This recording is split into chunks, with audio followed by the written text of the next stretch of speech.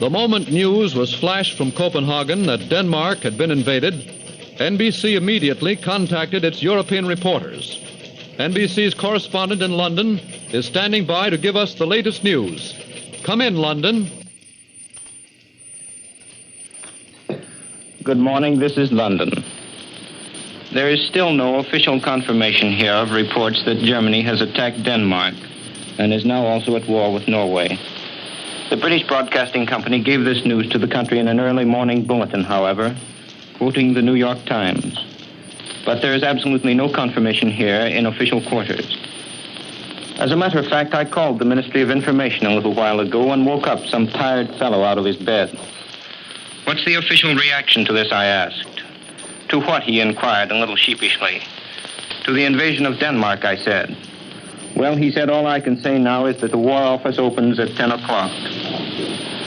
Nevertheless, London's wide awake, and with Germany at war against Norway, it's a good bet that the British Navy isn't idle. The first reaction in the embassies here is that Germany probably has no intention of invading the entire Scandinavian peninsula, or even of touching Sweden for the time being. What the military experts here think, though admittedly they're thinking on the spur of the moment, is that Germany has attacked Denmark and is trying to gain a strong foothold on the southern tip of Norway in order to control the mouth of the Baltic. The reason for this, according to these sources, is that Germany fears that the Allies might not be satisfied with the cutting of Germany's supplies of iron ore through Norwegian territorial waters, but might also try to force their submarines through the Baltic to intercept the German ore boats, which will now be carrying ore through the Gulf of Bothnia from the Swedish port of Luleå to Germany. By controlling the mouth of the Baltic, these experts say, Germany will be able to stop any Allied attempt to force their submarines into the Baltic and therefore to solidify their trade with Sweden in that way. It is pointed out here that Germany might be able to carry on if she were able to be sure that she could continue to get her ore down through the Gulf of Bothnia. And it is for this reason, the experts think, that she has taken this sudden and surprising action. There's no attempt here to minimize the importance of this move. It's remembered here that the southern tip of Norway is very much closer to the British northern North Sea patrol than any German port was before.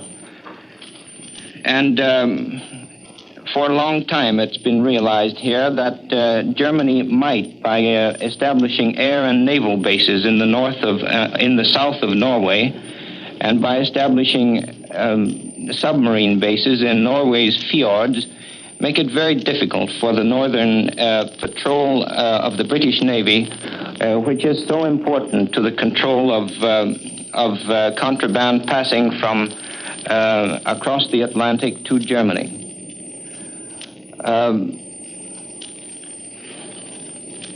It was announced on the German wireless here a few minutes ago that German troops have in fact invaded Denmark and Norway, but there is still no confirmation here.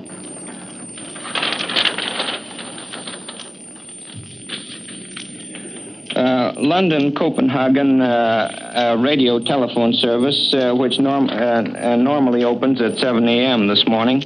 But when operators tried to get through, they were unable to get any answer. The Danish legation in London said at 7:40 this morning, "We have no news except the press reports from America, and we are awaiting confirmation from home."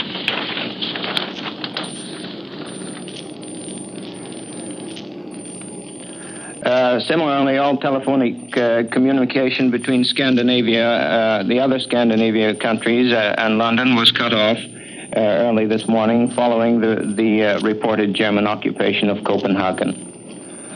This is London, returning you to the National Broadcasting Company in New York. You have just heard from NBC's reporter in London. And now more bulletins from the NBC newsroom. From Paris, reliable sources today confirmed reports that Germany has invaded Denmark by way of Schleswig. London.